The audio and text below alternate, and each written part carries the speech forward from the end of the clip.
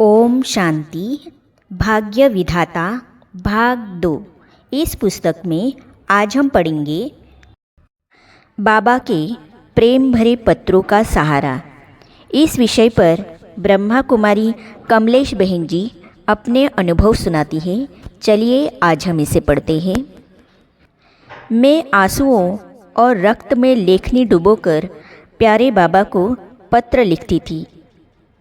1 या 2 सप्ताह के अंदर ही बाबा का प्रेरणाओं और शिक्षाओं से भरा पत्रोत्तर मिल जाता था। डाक पर प्रतिबंध होने के कारण ब्रह्मा कुमारी बहनें ही मेरे लिए संदेशवाहक थी। मेरी उत्सुक और चातक निगाहें प्रभु के प्रेम पत्रों का बेसब्री से इंतज़ार करती थी।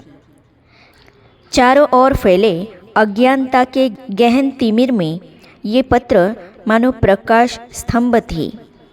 विघ्नों और बाधाओं की ऊंची ऊंची प्रचंड लहरों से घिरी जीवन नैया के लिए बाबा ही पतवार थे। बाबा लिखते थे, बच्ची तुम विजयी रत्न हो। इन शब्दों से अंतर्मन में हिम्मत का ज्वार उठने लगता था। पुनः साहस आ गया। एक बार बाबा ने लिखा, बच्ची तुम एकलव्य हो।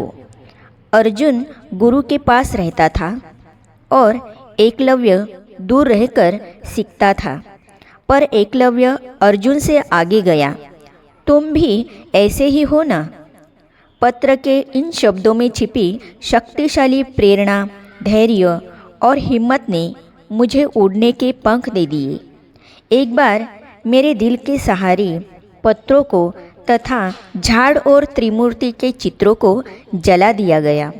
कटे पंख वाले पंछी की तरह मन छटपटाया, पर धैर्य देने वाले परमात्मा का अगले ही क्षण सांत्वना भरा पत्र प्राप्त हुआ।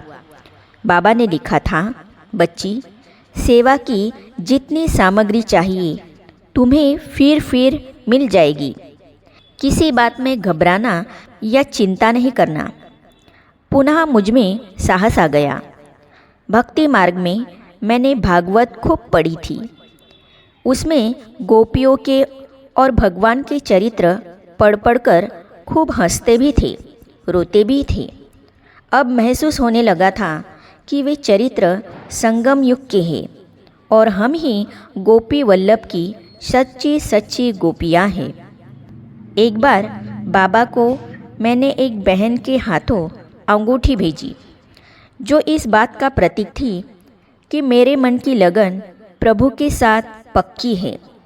मुझ आत्मा ने अपनी सगाई परमात्मा से रचा ली है। बाबा ज्ञान मुरली में खून से पत्र लिखने वाली बांधेली गोपियों की महिमा करता तो मुझे विशेष रूहानी खुशी प्राप्त होती थी। विघ्न हरा न सका। कुछ समय बाद मेरा कोलकाता में लौकिक माता पिता के पास जाना हुआ। वहाँ भी मैं प्रातः कक्षा में सबसे पहले पहुँचती थी और आगे आगे बैठती थी। एक दिन भोग था। उस समय संदेशी बहन के तन के माध्यम से बाबा ने मुझसे प्रतिज्ञा करवाई। कागज़ पेन लेकर मुझे लिखने को कहा कि कितने भी विघ्न आएंगे पर पवित्रता की प्रतिज्ञा नहीं तोड़ूंगी। मुझे नशा और निश्चय अटूट था, इसीलिए झट लिख दिया। रघुकुल रीति सदा चली आई, प्राण जाई पर वचन न जाई। संदेशी के द्वारा ही तब बाबा ने बहुत बहुत स्नेह और सम्मान दिया। मैं समझ गई कि प्रभु के इस प्यार की परीक्षा लेने के लिए माया का विघ्न जोर से आएगा। सचमुच ऐसा ही हुआ। कोलकाता से वापस ससुराल लौटने पर परीक्षाएं विकराल होती गई, परंतु माया का कोई भी विघ्न मुझे हरा न सका। एक बार मुझे बंदूक लेकर डराया गया, पर मैं शेरनी की तरह निडर रही, पद से विचलित नहीं हुई। माया कागज़ के शेर का रूप धारण करके आई थी, परंतु उसकी बनावटी चाल की पोल खुल गई, क्योंकि बंदूक में कारतूस ही नहीं थी। लोक लाज से बेपरवाह। मैंने मन में यह ठाना हुआ था कि जब तक किसी एक आत्मा को ईश्वरीय संदेश नहीं दूंगी तो खाना नहीं खाऊंगी। इस लगन में मगन मैं किसी न किसी को, चाहे गरीब अमीर, छोटा बड़ा, नौकर आदि कोई भी हो, ज्ञान अवश्य सुना देती थी, तभी भोजन को छूती थी। कई लोग मुझे पागल कहने लगी थी और कई दीवानी मीरा, परंतु मैं किसी भी प्रकार की लोक लाज से बेपरवाह थी। ससुर को किसी ने मेरी शिकायत कर दी और मुझे रोकने के लिए उकसाया। वे समझदार थे। उन्होंने कहा कि एक ब्रह्मा कुमारी 1000 ब्रह्मा कुमारियों को तैयार करती है, तुम किस किस को रोकोगे।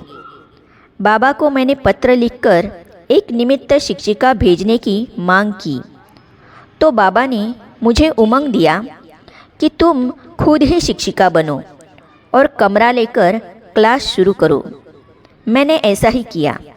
बहनों को बुलाती भी थी तो बंधनों के कारण उन्हें सबके सामने प्रकट नहीं कर पाती थी। एक दिन मैंने स्पष्ट शब्दों में ससुर को लिख दिया कि मैं रोटी और कपड़ों से ज़्यादा सत्संग को प्रीत करती हूँ, सत्संग बिना नहीं रहूँगी। उन्होंने कहा कि ऐसी तपस्या तो जंगल में ही हो सकती है।